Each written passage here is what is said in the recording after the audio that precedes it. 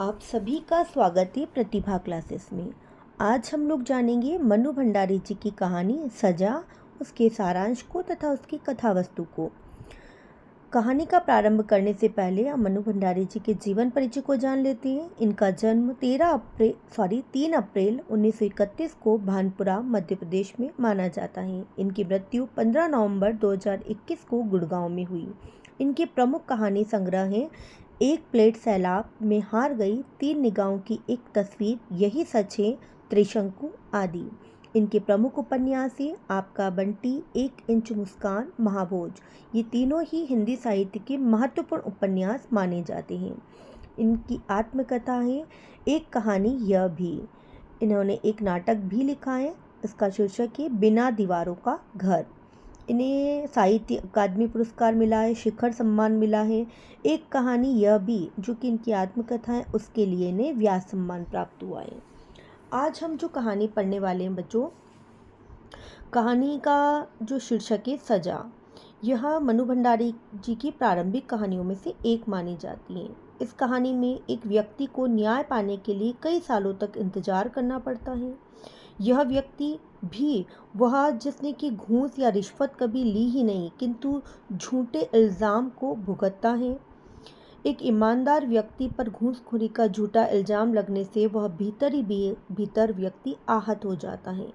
न्यायालय की लंबी प्रक्रिया के बाद जब निर्दोष साबित होता है तो जब बरी होता है, लेकिन तब तक उसका पूरा परिवार कह दो कि बिखर जाता है। किस प्रकार से उसे आर्थिक तंगी, सामाजिक परिस्थितियों आदि का सामना करना पड़ता है, और इसी मध्यम वर्गीय पारिवारिक या आर्थिक स्थिति का चित्रण लेखिका ने इस कहानी में किया है।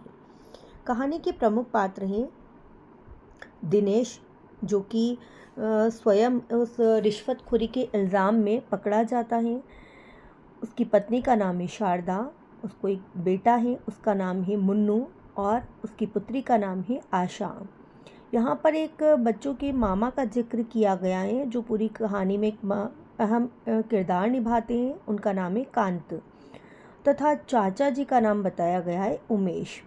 इस प्रकार से कुछ पात्रों के माध्यम से कहानी का यहाँ पर कथा वस्तु का निर्माण किया गया।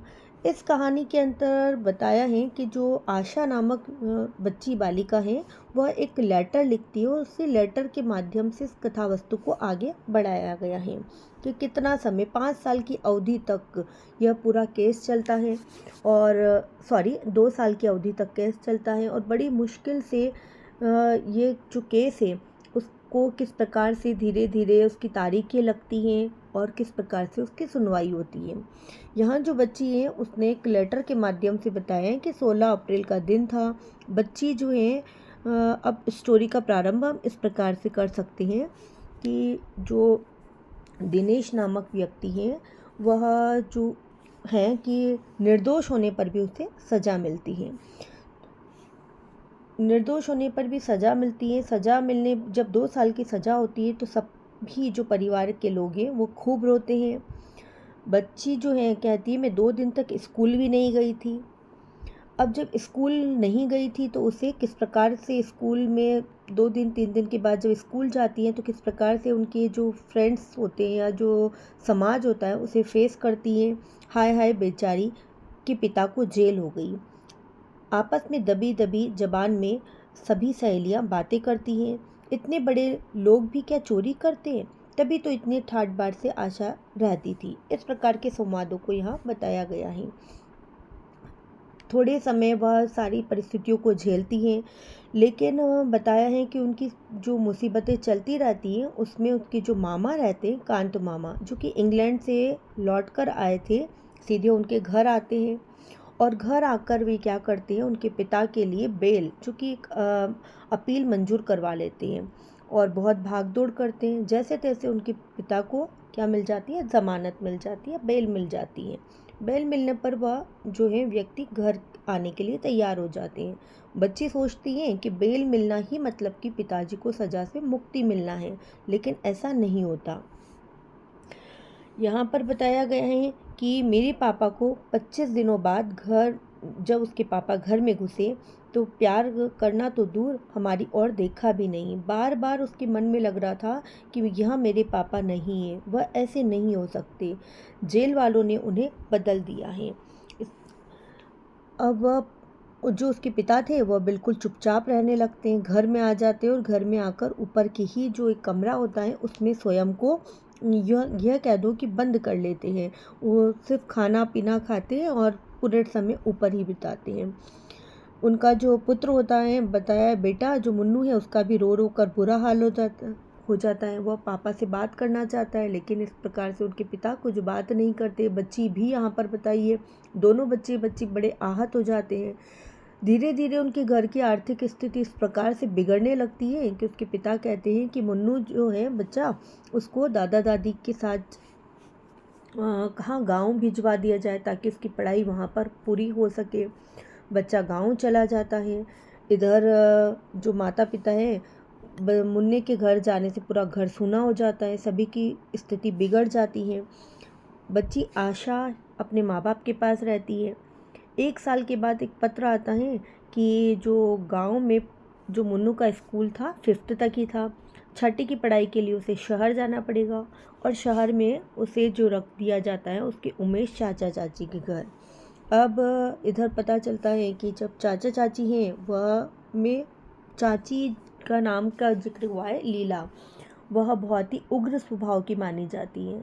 ये बात जब घर वालों को पता चलती है तो आशा, शारदा जी और दिनेश सभी की स्थिति बिगड़ जाती है कि लीला जो है, लीला का स्वभाव अच्छा नहीं है, मुन्नू को बड़ा प्रताड़ित करेगी, लेकिन कर कुछ नहीं पाते और रख देते हैं। इधर साल भर में जितना भी रुपया उनके पास बैंक बैलेंस था या गहने थे, धीरे धीरे सभी खत्म हो जाते हैं। क्यों? क्योंकि जो केस है इतना लंबा चलता है, वकीलों को मोटा जो है रुपया या पैसा देना पड़ता है, इसके कारण धीरे धीरे उनका रुपया पैसा सब खत्म हो जाता है। आर्थिक स्थिति दयनीय हो जाती है। घर का खर्च चलाने के लिए जो उसके उमेश चाचा थे वो 50 रुपये महीना भेजते थे, तथा जैसे तैसे उनके दादा दादी जो हैं, दादाजी भी वापस से बुजुर्ग अवस्था में भी एक दुकान पर काम करते हैं और वहाँ से 25 रुपये उन्हें भिजवाते हैं। जैसे तैसे 75 रुपये में उनका घर खर्च चलता है, लेकिन 75 रुपये इतने कम होते हैं कि उनके जो मकान का किराया है वो भी नहीं चुक पाता।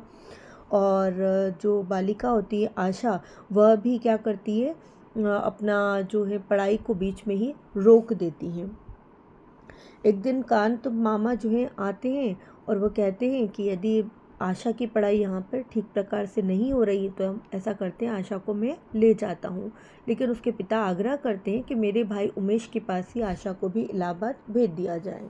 आशा इलाहाबाद उसके चाचा चाची के घर चली जाती है, जहाँ पहले से ही मुन्नू भी रहता है।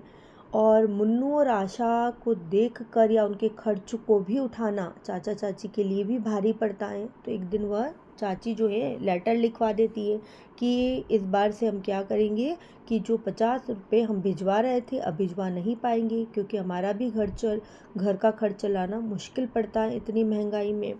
इधर जो बालिका होती है आशा इतनी समझदार होती है कि अपनी पढ़ाई छोड़ देती है। वह जानती है कि चाची का स्वभाव बहुत उग्र होता है, तो वह क्या करती है, चाची को जैसे तैसे मनाने के लिए पूरे घर का भार जो है, खाना पीना या जितने भी घर के कार्य होते हैं सभी को स्वयं संभाल लेती हैं।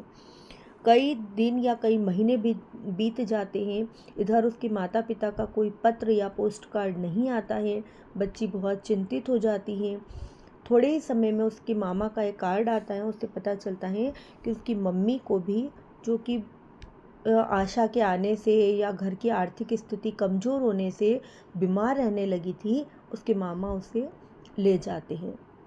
अब आशा को चिंता होती है कि मेरे पापा ने तो कभी भी घर में कोई कार्य नहीं किया, किस प्रकार से वे अंगीठी चलाते होंगे या किस प्रकार से वे खाना बनाते होंगे, किस प्रकार से उनका स्वयं का कार्य करते होंगे। ये सारी चीज़ें बच्ची को परेशान करने लगती हैं और बहुत दिन हो जाते उसके पिता का कोई लेटर भी नहीं आता है।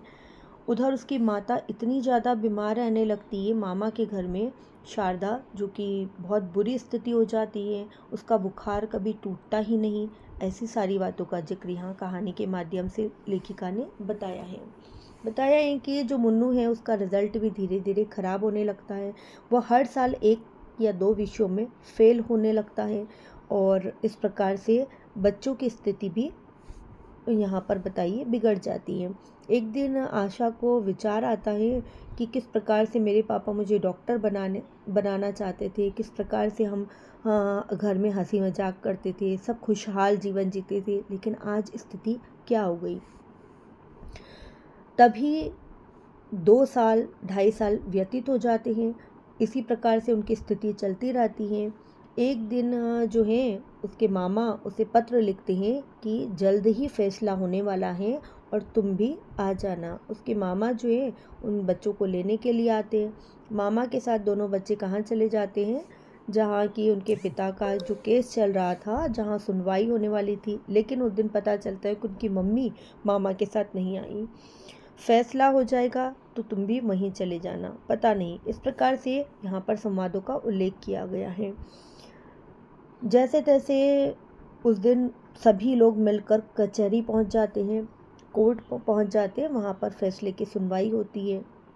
फैसला जो है कि दिनेश के पक्ष में होता है और कानूनी भाषा में जज साहब जो कहते हैं, बच्ची को इतना समझ नहीं आया था लेकिन मुजरिम को रिहा किया जाए। और ये शब्द सुनते ही जो है यहाँ पर बताया है कि आशा फूट फूट कर रोने लगती है। उसके दादा दादी भी उस दिन फैसले की सुनवाई के लिए आते हैं। सभी खुशी के मारे सभी की आंखें नम हो जाती है, बहुत खुश हो जाते हैं। लेकिन बताया है कि बाबा जो है, मतलब कि उसके पिता जो है, उनकी आंखें पथराई सी हो जाती हैं। वह कुछ भी नहीं सोच पाते। क्यों? क्योंकि इन 2-3 सालों में जो उन्होंने भुगता है या जो उन्होंने महसूस किया है, उसके कारण कि बिना